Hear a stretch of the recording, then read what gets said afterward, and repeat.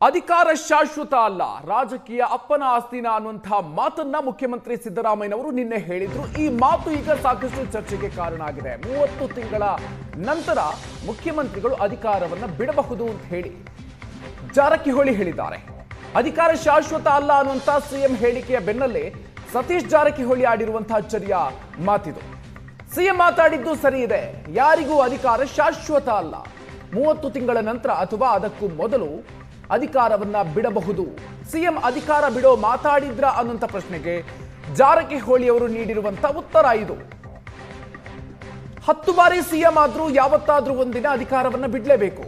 ಪಕ್ಷದ ಹೈಕಮಾಂಡ್ ಯಾವ ರೀತಿ ಈ ಸಮಸ್ಯೆಯನ್ನು ಬಗೆಹರಿಸುತ್ತೆ ನೋಡೋಣ ಅನ್ನೋ ಮಾತನ್ನ ಹೇಳಿದ್ದಾರೆ. ಸಿದ್ದರಾಮಯ್ಯ ಅಧಿಕಾರ ಬಿಡುವ ವಿಚಾರವಾಗಿ ಸತೀಶ್ ಜಾರಕಿಹೊಳಿ ಅವರು ಆಡಿರುವಂತಹ ಮಾತಿದು.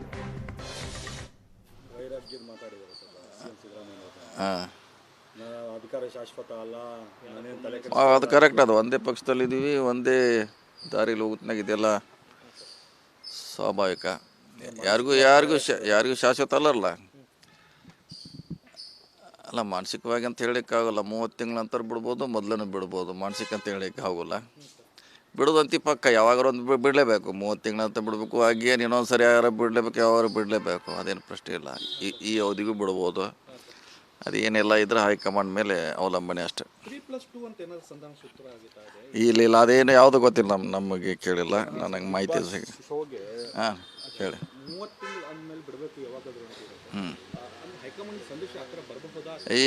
ಇಲ್ಲ, ಇದನ್ನು ನೀವು ಹೈಕಮಾಂಡ್ ನಮಗೆ ಕೇಳಿ ನಮಗೆ ಆಗೋಲ್ಲ. ಈಗ ನಮ್ದು ಎಷ್ಟಿದೆ ಅಂದರೆ ನಾವು ಹೇಳೋ ಉದ್ದೇಶ ಯಾವಾಗಲೂ ಒಂದು ಬಿಡಲೇಬೇಕು. ಇನ್ನು 10 ಸಾರಿ ಯಾರು ಮುಖ್ಯಮಂತ್ರಿ ಬಿಡಲೇಬೇಕಲ್ಲ, ಅದನ್ನು ಬಿಡಲೇಬೇಕು ಅಷ್ಟೇ. ಅದು ಯಾವಾಗಂತ ಅದು ಹೈಕಮಾಂಡಿಗೆ ಗೊತ್ತು, ವರಿಷ್ಠರಿಗೆ ಗೊತ್ತು ಅಷ್ಟೇ. ನಾನು ಹೇಳುವಂಥ ಉದ್ದೇಶ ಅಷ್ಟೇ.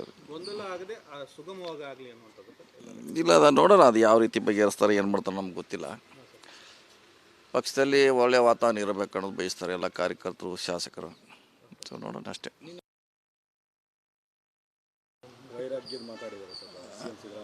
ಹಾಂ, ಅದು ಕರೆಕ್ಟ್. ಅದು ಒಂದೇ ಪಕ್ಷದಲ್ಲಿದ್ದೀವಿ, ಒಂದೇ ದಾರಿಲಿ ಹೋಗುತ್ನಾಗ ಇದೆಲ್ಲ ಸ್ವಾಭಾವಿಕ. ಯಾರಿಗೂ ಶಾಶ್ವತ ಅಲ್ಲಲ್ಲ. ಅಲ್ಲ, ಮಾನಸಿಕವಾಗಿ ಅಂತ ಹೇಳೋಕ್ಕಾಗಲ್ಲ. 30 ತಿಂಗಳ ನಂತರ ಬಿಡ್ಬೋದು, ಮೊದಲನ್ನು ಬಿಡ್ಬೋದು. ಮಾನಸಿಕ ಅಂತ ಹೇಳೋಕ್ಕೆ ಆಗೋಲ್ಲ. ಬಿಡೋದಂತಿ ಪಕ್ಕ ಯಾವಾಗಾರು ಒಂದು ಬಿಡಲೇಬೇಕು. 30 ತಿಂಗಳ ನಂತರ ಬಿಡಬೇಕು. ಹಾಗೇನು ಇನ್ನೊಂದು ಸರಿ ಯಾರು ಬಿಡಲೇಬೇಕು, ಯಾವಾರು ಬಿಡಲೇಬೇಕು, ಅದೇನು ಪ್ರಶ್ನೆ ಇಲ್ಲ. ಈ ಅವಧಿಗೂ ಬಿಡ್ಬೋದು. ಅದೇನೆಲ್ಲ ಇದ್ರೆ ಹೈಕಮಾಂಡ್ ಮೇಲೆ ಅವಲಂಬನೆ ಅಷ್ಟೇ. ಇಲ್ಲ, ಅದೇನು ಯಾವುದು ಗೊತ್ತಿಲ್ಲ, ನಮಗೆ ಕೇಳಿಲ್ಲ, ನನಗೆ ಮಾಹಿತಿ ಸಿಗ. ಹಾಂ, ಹೇಳಿ.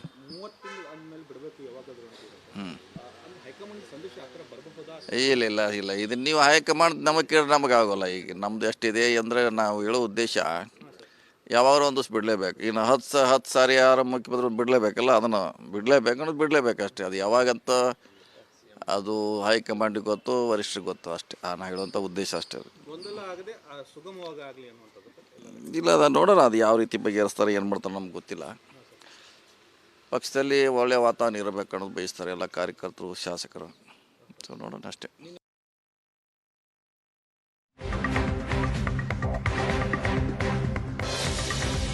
ಸಿಎಂ ಡಿಸಿಎಂ ಬ್ರೇಕ್ಫಾಸ್ಟ್ ಬೆನ್ನಲ್ಲೇ ಸಿದ್ದು ಆಪ್ತರ ಡಿನ್ನರ್ ಮೀಟಿಂಗ್ ಆಗಿದೆ. ನಿನ್ನೆ ಸಂಜೆ ಭೇಟಿಯಾಗಿ ಡಾಕ್ಟರ್ ಜಿ ಪರಮೇಶ್ವರ್ ಮತ್ತು ಸತೀಶ್ ಜಾರಕಿಹೊಳಿ ಚರ್ಚೆಯನ್ನು ಮಾಡಿದ್ದಾರೆ.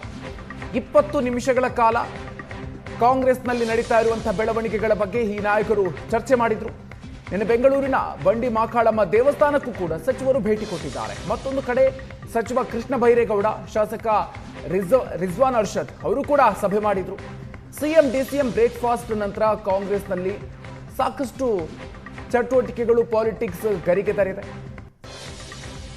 ಅದರಲ್ಲೂ ಕೂಡ ಸಿದ್ದರಾಮಯ್ಯ ಪಾಳಯದಲ್ಲಿ ಏನು ನಡೀತಾ ಇದೆ ಅನ್ನುವಂಥದ್ದು ಈಗ ಸಾಕಷ್ಟು ಕುತೂಹಲವನ್ನ ಕೆರಳಿಸ್ತಾ ಇರೋದು. ಮುಖ್ಯಮಂತ್ರಿಗಳ ಬೆಂಬಲಿಗ ಸಚಿವರು ನಡೆಸ್ತಾ ಇರುವಂತಹ ಮೀಟಿಂಗ್ಗಳು ಸಾಕಷ್ಟು ಇಂಟ್ರೆಸ್ಟಿಂಗ್ ಆಗಿದೆ. ಸತೀಶ್ ಜಾರಕಿಹೊಳಿ, ಡಾಕ್ಟರ್ ಜಿ ಪರಮೇಶ್ವರ್ ಚರ್ಚೆಯನ್ನು ನಡೆಸಿದ್ರು. ಅದರ ಫೋಟೋವನ್ನು ಕೂಡ ನೀವು ಗಮನಿಸ್ತಾ ಇದ್ದೀರಿ. ಮುಖ್ಯಮಂತ್ರಿಗಳು ಹಾಗೂ ಉಪಮುಖ್ಯಮಂತ್ರಿಗಳು ನಿನ್ನೆ ಬ್ರೇಕ್ಫಾಸ್ಟ್ ಮೀಟಿಂಗ್ ನಡೆಸಿದ ನಂತರ ನಡೆದಿರುವಂತಹ ಬೆಳವಣಿಗೆ ಇದು. 20 ನಿಮಿಷಗಳ ಕಾಲ ಕಾಂಗ್ರೆಸ್ ಬೆಳವಣಿಗೆಗಳ ಕುರಿತಾಗಿ ಈ ಇಬ್ಬರೂ ನಾಯಕರು ಕೂಡ ಚರ್ಚೆ ಮಾಡಿದ್ದಾರೆ. ಮತ್ತೊಂದು ಕಡೆಯಲ್ಲಿ ಕೃಷ್ಣ ಬೈರೇಗೌಡ ಹಾಗೂ ರಿಜ್ವಾನ್ ಅರ್ಷದ್ ಕೂಡ ಮೀಟಿಂಗ್ ಅನ್ನು ಮಾಡಿದ್ರು. ಇನ್ನು ಜಿ ಪರಮೇಶ್ವರ್ ಜೊತೆ ಡಿನ್ನರ್ ಮೀಟಿಂಗ್ ಅಂತ ವಿಶೇಷ ಏನಿಲ್ಲ. ಪರಮೇಶ್ವರ್ ಬಂದಿದ್ರು, ಮೊದಲು ಕೂಡ ಒಟ್ಟಿಗೆ ಸೇರ್ತಾ ಇದ್ವಿ, ಈಗಲೂ ಕೂಡ ಒಟ್ಟಿಗೆ ಸೇರಿದ್ವಿ ಅನ್ನುವಂಥ ಮಾತನ್ನ ಹೇಳಿದ್ದಾರೆ. ದಲಿತ ಸಿಎಂ ವಿಚಾರ ಈ ಅವಧಿಯಲ್ಲಿ ಚರ್ಚೆ ಆಗಿಲ್ಲ ಅಂತ ಸತೀಶ್ ಜಾರಕಿಹೊಳಿ ಅವರು ಹೇಳಿಕೆ ಕೊಟ್ಟಿದ್ದಾರೆ. ನಿನ್ನೆ ಎಲ್ಲ ಮುಗಿದಿದೆ, ಪದೇ ಪದೇ ಆ ವಿಚಾರ ಮಾತಾಡೋದು ಬೇಡ ಅಂತ ಹೇಳಿದ್ದಾರೆ. ಸಿಎಂ ಬಗ್ಗೆ ಎಲ್ಲ ಮುಗಿದಿದೆ, ಈಗ ಮತ್ತೆ ಶುರು ಮಾಡೋದು ಬೇಡ. ಸಂಪುಟ ಪುನರಚನೆಯ ಬಗ್ಗೆ ನನಗೆ ಗೊತ್ತಿಲ್ಲ ಅನ್ನೋ ಮಾತನ್ನ ಸತೀಶ್ ಜಾರಕಿಹೊಳಿ ಹೇಳಿದ್ದಾರೆ.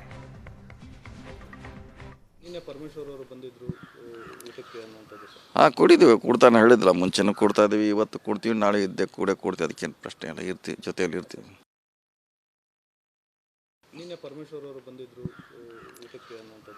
ಕೊಡಿದ್ದೀವಿ, ಕೊಡ್ತಾನೆ ಹೇಳಿದ್ಲ, ಮುಂಚೆನೂ ಕೊಡ್ತಾ ಇದೀವಿ, ಇವತ್ತು ಕೊಡ್ತೀವಿ, ನಾಳೆ ಇದ್ದೆ ಕೂಡ ಕೊಡ್ತೀವಿ, ಅದಕ್ಕೇನು ಪ್ರಶ್ನೆ ಇಲ್ಲ, ಇರ್ತೀವಿ, ಜೊತೆಯಲ್ಲಿ ಇರ್ತೀವಿ.